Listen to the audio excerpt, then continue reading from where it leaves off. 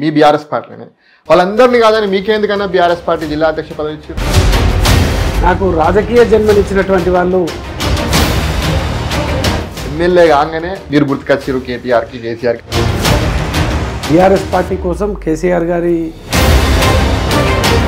ఆ బాధ ఉందా మీకు? బాధ అంటే ఆ కష్టకాలంలో పార్టీ ఇచ్చినటువంటి ఫండ్ కూడా మీరు లోపల వేసుకున్నారు, అందుకే ఎమ్మెల్యే కావాలని ఉంటుంది కదా. ఈ దుర్మార్గం నా కొడుకులు ఎమ్మెల్యే కాకముందు కోరకంటే చందర్ వేరు, ఎమ్మెల్యే అయినాక వేరు.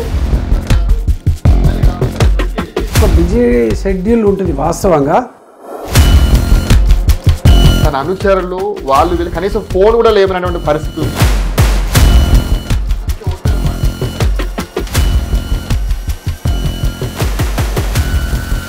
వీళ్ళు నలుగురు అరెస్ట్ అయితే బీఆర్ఎస్ పార్టీ పరిస్థితి ఏంటి?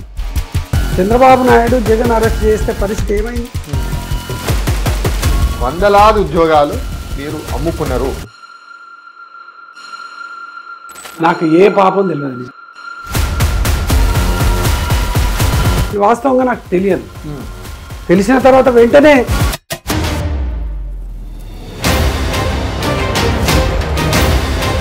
కేసీఆర్ గారు కట్టారు కదా, కాంట్రాక్టర్ కడతారు కదా.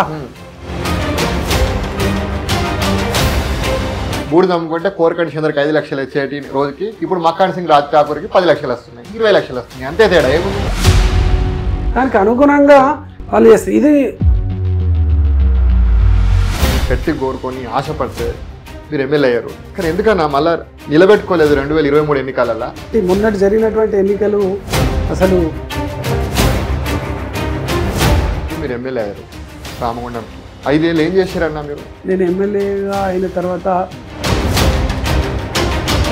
అటువంటి వ్యక్తికి టీఆర్ఎస్ పార్టీ టికెట్ ఇస్తుంది. మరి అట్లాంటి పార్టీకి మళ్ళీ మీరు ఎమ్మెల్యే గెలిచిన తర్వాత ఎట్లా పోతారన్నా? 100% బీఆర్ఎస్ పార్టీ మీరు అన్నట్టు టికెట్ ఇవ్వకపోవచ్చు.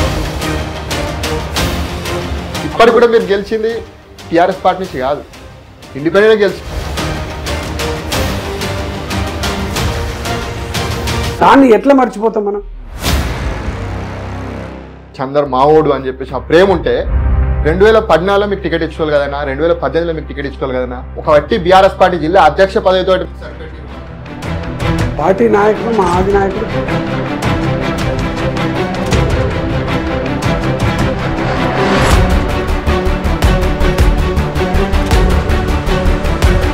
సరే. ఇప్పుడు కవిత లిక్కర్ స్కామ్కి సంబంధించినటువంటి దాంతోపాటు కవిత ఒక లేఖ రాసింది కేసీఆర్ చుట్టూ. నేను నిజంగా డబ్బులు సంపాదించుకోవాలనుకుంటే వాళ్ళకి అసలు తల్లి ఉన్నదా, చెల్లె ఉన్నదా? అలాంటి సినిమానే, అలాంటి సీనే 2018 ఎన్నికలలో రామగుండంలో రిపీట్ అయింది అని చెప్పేసి అందరు అనుకుంటారు. మాటలు మాట్లాడే నా కొడుకులకు పుట్టగతులు ఉండవు, నిజంగా చెప్తున్నా. అంటే ఇది జనరల్గా ఉంటుంది లే. మనము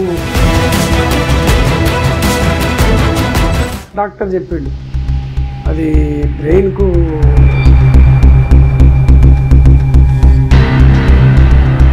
ఆమె పక్కన ఉంటే బాగుందని బాధపడ్డా. అంత గొప్ప సిస్టంతో అనేక మంది పేదలకు ఉచిత వైద్యం అందుతుంది. ఆ తృప్తి ఉన్నది నాకు.